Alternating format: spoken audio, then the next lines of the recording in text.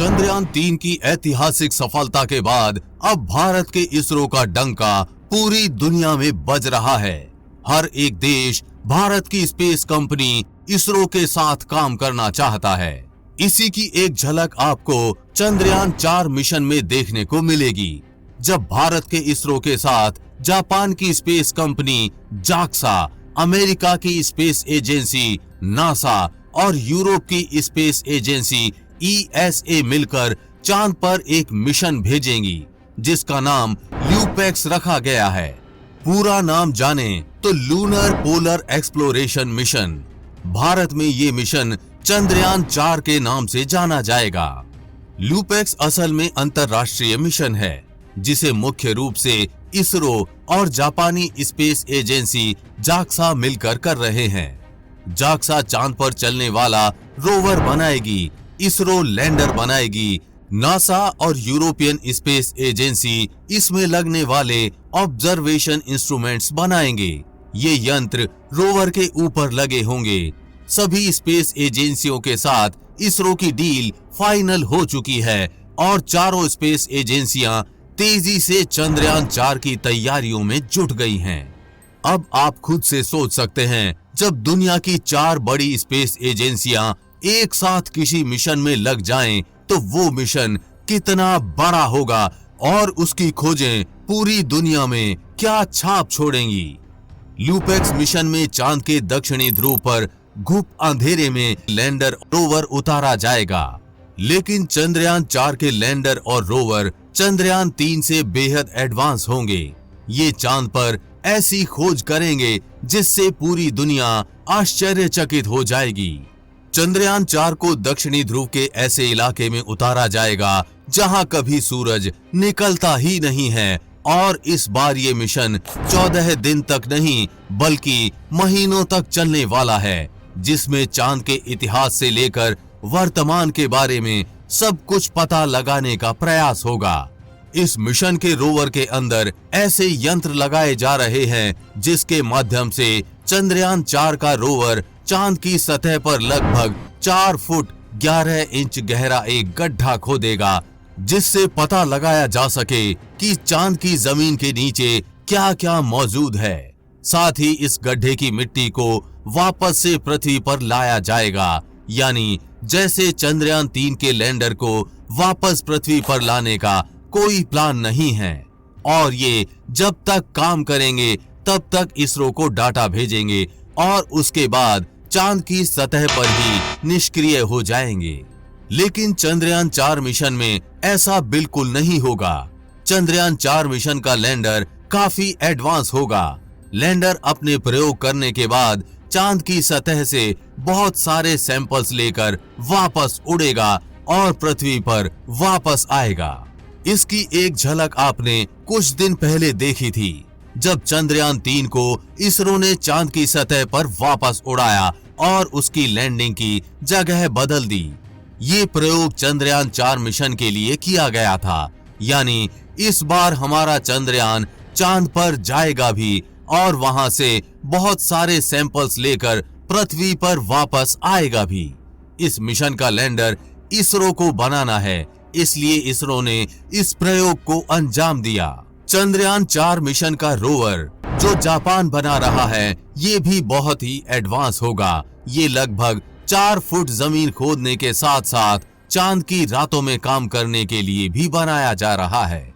जैसा आपको पता होगा कि अभी चंद्रयान-3 मिशन चांद के दक्षिणी ध्रुव पर नहीं बल्कि दक्षिणी ध्रुव के सबसे करीब 600 किलोमीटर दूर एक ही स्थान पर उतरा है। इसकी सबसे बड़ी वजह है रोवर और लैंडर का सूर्य की रोशनी से काम करना, जबकि इस बार जापान के द्वारा रोवर को इस प्रकार डिजाइन किया जा रहा है कि वो आसानी से बिना सूर्य की रोशनी के भी कार्य कर सके। इसके लिए रोवर के अंदर परमाणु ऊर्जा या फिर पोलोनियम का उपयोग किया जाएगा।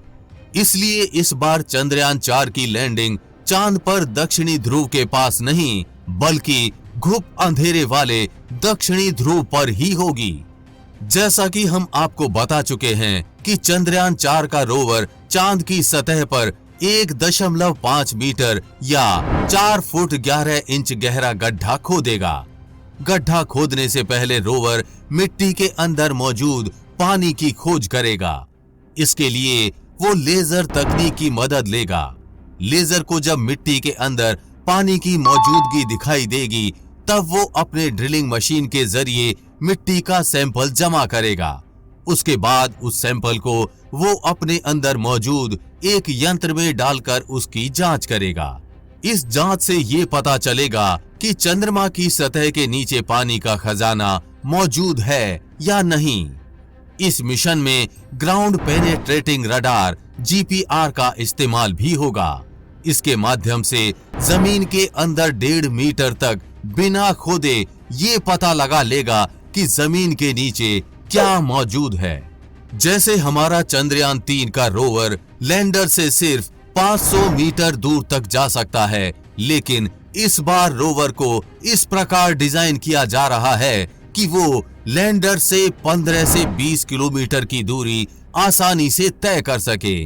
और इस बार चांद की रातों में चंद्रयान 4 के रोवर को स्लीप मोड में डालने की भी जरूरत नहीं होगी, क्योंकि इस बार रोवर चांद पर रात हो या फिर दिन काम करेगा और उसका डाटा हम सबसे शेयर करेगा। चंद्रयान 4 के रोवर और लैंडर का कुल वजन 6000 किलोग्राम होगा, जबकि पेलोड का वजन 350 किलो के आसपास होगा। लूपेक्स मिशन को लेकर चारों देश भारत, अमेरिका, जापान और यूरोप के साइंटिस्ट काफी सकारात्मक हैं। इस साल अप्रैल में जापानी डेलीगेशन भारत आया था। डेलीगेशन ने चंद्रमा पर लैंडिंग साइट के बारे में इसरो से बातचीत की थी। आइडियाज शेयर किए गए थे, साथ ही अन्य लैंडिंग लोकेशन को भी खोजा गया था। ये मिशन 2026 से 2028 के बीच पूरा हो सकता है।